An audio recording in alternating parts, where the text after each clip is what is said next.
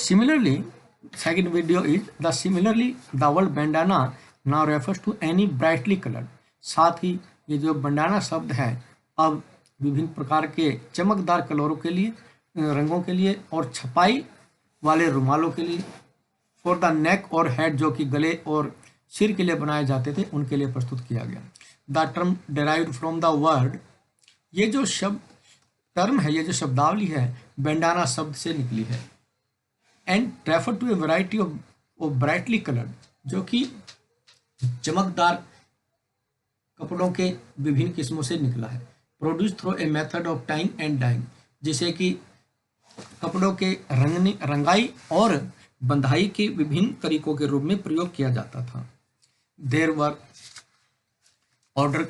Other cloth in order book, order book में ऐसे अन्य दूसरे कपड़े थे that were noted by their places of origin, Kasimbazar, Patna, Calcutta, Odisha और चारपुर, जहाँ से इन स्थानों पर इनकी उत्पत्ति हुई थी।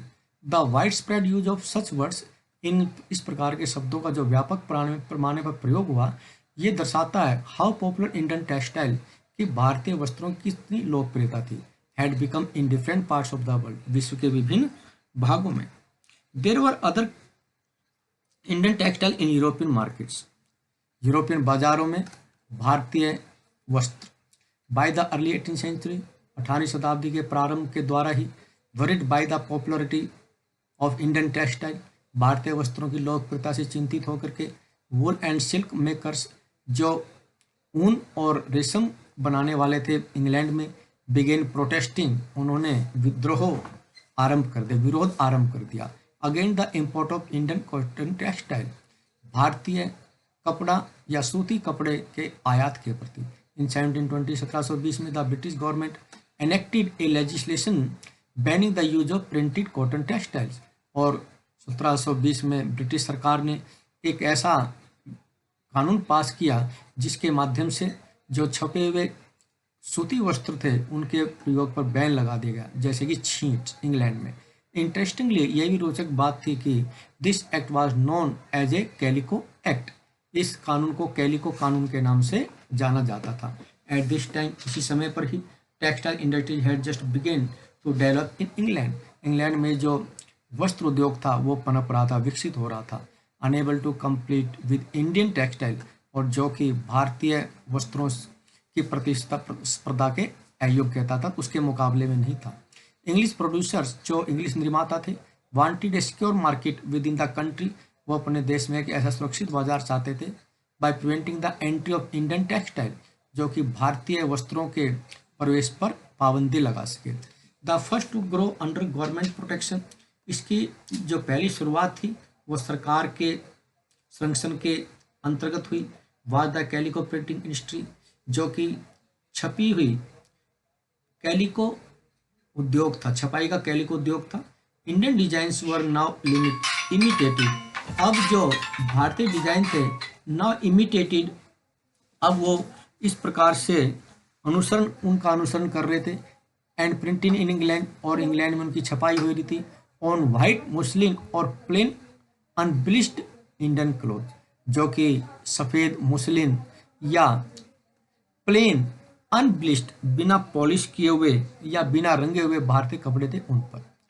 Competition with Indian textile also led to a search for technological innovation in England, England में इस प्रकार से तकनीकी के नवीनीकरण की खोज ने भारतीय वस्त्रों के एक प्रतिस्पर्धा का नेतृत्व किया। इन 1764 1764 में द स्पिनिंग जेनी, ये एक मशीन का नाम है, वाज इन्वेंटेड, इसका आविष्कार हुआ बाय जॉन के के द्वारा, which increase the productivity of traditional spindle, जिसके माध्यम से परंपरागत जो बुनाई की जो मशीनें थी उनकी उत्पादकता को बढ़ाया। The invention of the steam engine by Richard Arkwright, और आर्कराइट के द्वारा जो भाप के इंजन का आविष्कार किया गया 1786 में, रिवलाइज्ड कॉटन टेक्सटाइल वीविंग, इसकी वजह से सूती वस्त्र के बुनकरों पर या बुनने पर एक क्रांति सी आ गई। Cloth could now be woven in immense quantities, अब जो कपड़े थे बड़ी मात्रा में बुने जाने लगे, एंड चीपली टू, और ये सस्ते भी थे।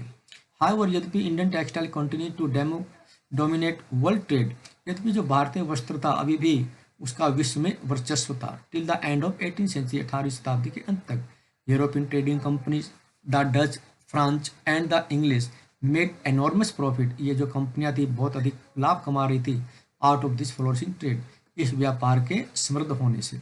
These companies purchase cotton and silk textile in India.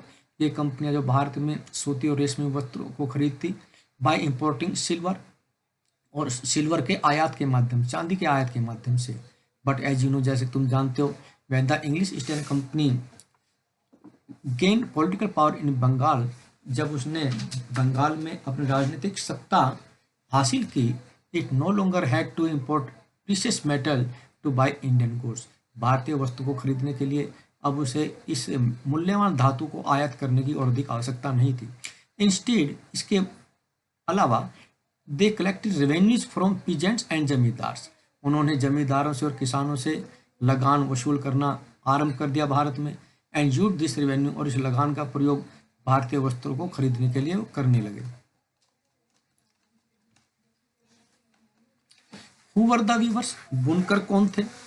वूवर्स often belonging to communities, जो बुनकर थे वे प्रायः ऐसे समुदाय संबंधित थे दैट स्पेशलाइज इन वीविंग, जिनका बुनने पर एक विशेषाधिकार था, अतः जो बुनने में विशेषज्ञ थे। Their skills were passed on from one generation to the next. उनकी ये जो कार्यकुशलता थी एक पीढ़ी से दूसरी पीढ़ी तक आती थी। The tanti weavers of Bengal, Bengal के जो टांटी बुनकर थे।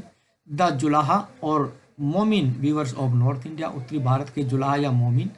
Cell and Kaikollar and Devang of South India, ये दक्षिण भारत के थे।